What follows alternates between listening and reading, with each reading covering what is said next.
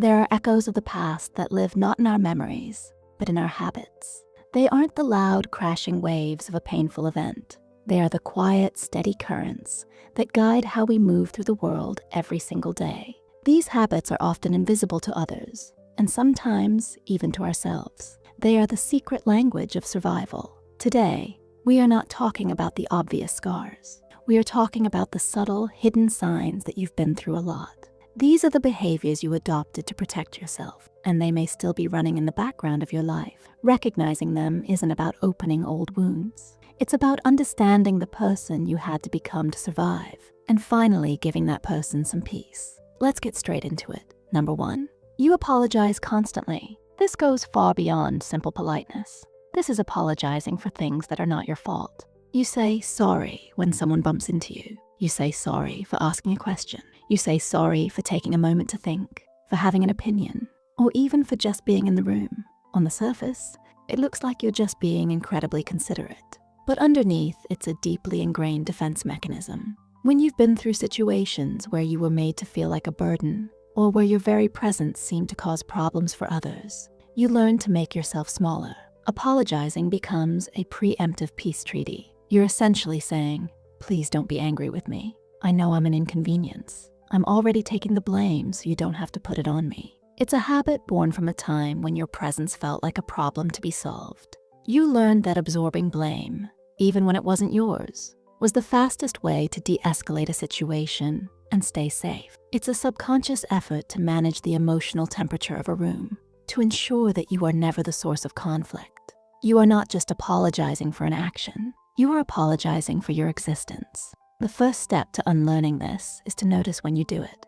Try replacing "I'm sorry" with "thank you." Instead of "sorry for being late," try "thank you for your patience." It shifts the focus from your perceived failure to their grace. Number 2, you overthink every small decision. Choosing what to eat for lunch shouldn't cause anxiety. Deciding which movie to watch shouldn't feel like a high-stakes test. But for someone who has been through significant hardship, even the smallest choices can feel incredibly heavy. This isn't just being indecisive. It's a symptom of a past where the wrong choice had serious consequences. When you've lived through experiences where your safety, stability, or well-being was constantly at risk, your brain learns that every detail matters. A wrong turn, a misplaced word, or trusting the wrong person might have led to a painful outcome.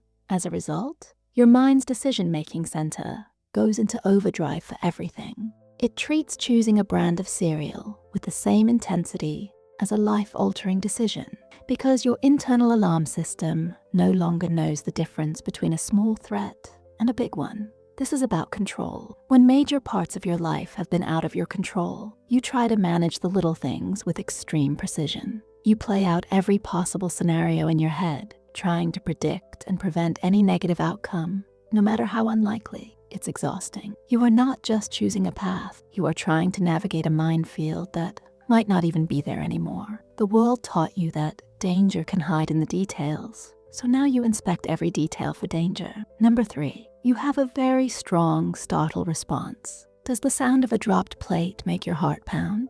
Does a door slamming shut make you jump out of your skin? This is more than just being a little jumpy. A persistent, exaggerated startle response is a physical sign that your nervous system is on constant high alert. This is known as hypervigilance. Your body remembers danger, even if your conscious mind isn't thinking about it. For people who have experienced chaotic, unpredictable, or threatening environments, the body learns that threats can appear at any moment, from any direction. So, the senses are turned up to the maximum volume, always scanning for potential danger. Your system is flooded with adrenaline and cortisol, the stress hormones, over a sound that most people would ignore. It's a physical echo of a time when you had to be ready to react in a split second.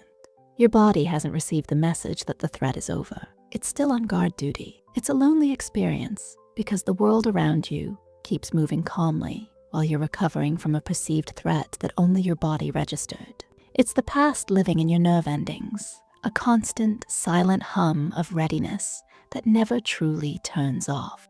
Number 4, you zone out or disconnect unexpectedly. You might be in the middle of a conversation or watching a movie or even doing a simple task, and suddenly you're gone. Your eyes might be open, but you're not there. Your mind has drifted away to a place with no thoughts, no feelings, just a quiet emptiness. This is often misunderstood as daydreaming or being rude, but it's a powerful psychological tool called dissociation.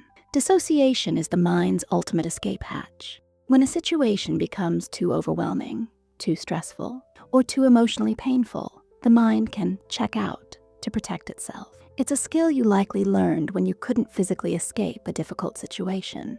If you couldn't leave the room, your mind learned to leave your body. This can become an automatic response. Now, even moderate stress, a difficult conversation, a crowded supermarket, a feeling of being misunderstood can trigger this shutdown. It's not a conscious choice. It's your brain pulling the emergency brake because it senses a familiar pattern of overwhelm. It's a survival mechanism that has outlived its purpose. It kept you safe then, but it may be preventing you from being fully present in your life now. You protected yourself by creating an internal distance from the world, and sometimes you still retreat to that distance without even realizing it. Number 5, you struggle to accept compliments or help. Does a kind word make you feel suspicious? Does an offer of help fill you with a sense of unease? When someone gives you a compliment, your first instinct might be to deflect it or deny it.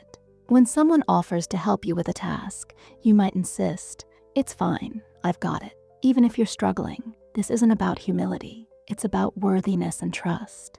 If you've been through experiences that taught you that you are not valuable, a compliment can feel like a lie. It doesn't match the story you were forced to believe about yourself. Your mind rejects it because it's a piece of data that doesn't fit the program. You might think, they just want something, or they don't really mean it. Similarly, accepting help can feel dangerous. In your past, help might have come with strings attached.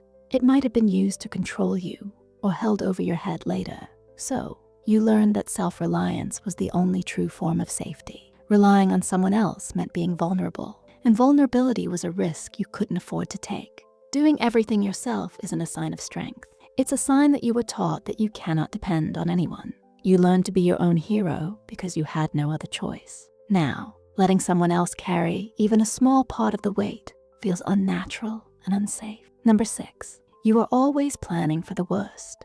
You are the master of the what if. Before any event, big or small, you have already mapped out every possible thing that could go wrong and have a contingency plan for each. Friends might call you a pessimist or overly anxious, but to you, this is just being realistic. It's a survival strategy disguised as practicality. When you've experienced the floor dropping out from under you without warning, you learn that stability is an illusion. Your brain becomes wired to anticipate disaster because in your experience, disaster is a real and recurring possibility. You don't allow yourself to feel too happy or too comfortable in a good moment because you're waiting for the other shoe to drop.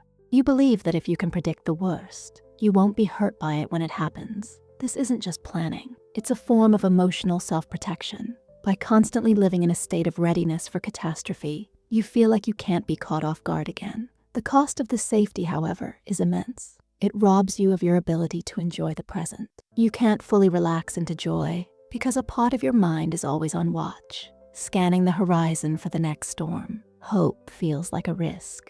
It's exhausting to be the sole lookout for dangers that may never come, but it feels even more dangerous to stop looking. If any of these signs felt familiar, please know this: you are not broken, you are not flawed, you are a survivor. These habits are not your personality. They are the tools your mind and body forged to get you through. They are a testament to your strength and your resilience. Understanding where these behaviors come from is the first step toward letting them go. It's a process of gently teaching your nervous system that the war is over, that you are safe now, that you can put down the shield and rest. What are your thoughts on this? Which one of these signs surprised you the most? Or which one do you see most clearly in yourself or others? Sharing your experience in the comments below might help someone else feel a little less alone. Let's create a space of understanding for each other. If this video helped you feel seen or gave you a new perspective, please give it a like. And to continue exploring more topics about understanding ourselves better, make sure to subscribe to the channel. Remember, healing isn't about erasing your past. It's about learning to live with its echoes in a way that allows you to finally find peace in the present. Take care of yourself.